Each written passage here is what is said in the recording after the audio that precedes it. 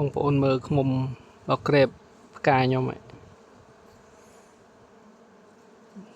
អត់តោះមកទាំងសបុកហ្មង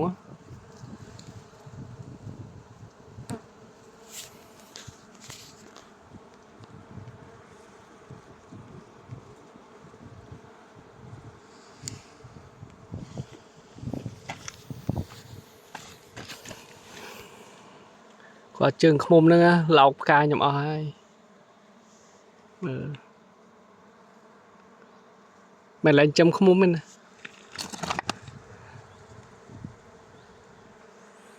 តែច្រើនពេកហើយ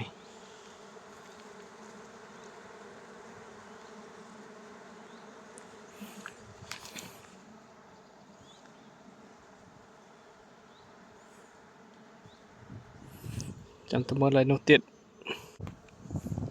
នេះតែវាតិចទេ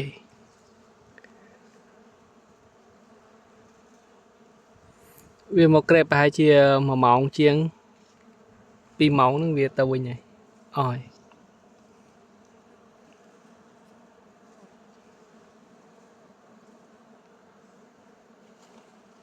សកម្មដល់ហើយមួយ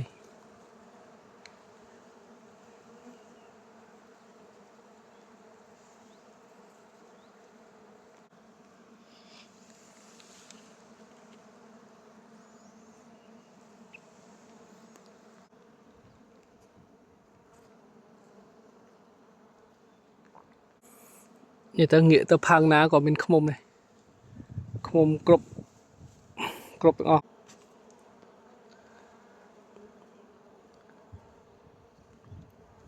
ឃ្មុំមិនស្រឡាញ់ផ្កាដែរឃ្មុំ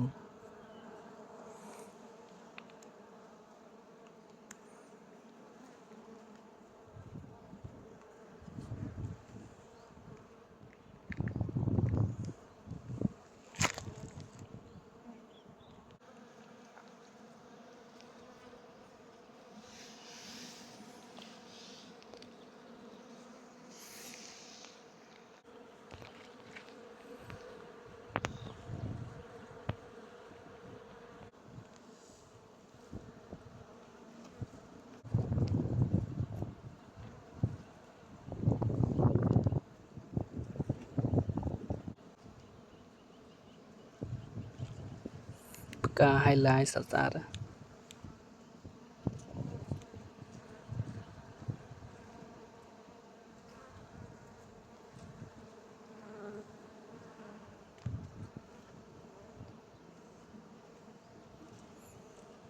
ផ្កាត្រូវរីកស្អាតជាងនឹងតែដោយសារមកពីឃ្មុំវាមករោមតាំងពីផ្កាអត់តន់រីកអញ្ចឹងវាធ្វើឲ្យផ្កាហ្នឹងវាឡោកជើងឃ្មុំហ្នឹងជើងឃ្មុំមកទាំងវងអញ្ចឹងវាធ្វើឲ្យផ្កាហ្នឹងស្លោកសិតចឹងអីធ្វើឲ្យគ្នារីកមិនបានស្អាតដោយសារខ្ញុំនៅតំបន់ព្រៃផងវាធ្វើឲ្យមានឃ្មុំច្រើន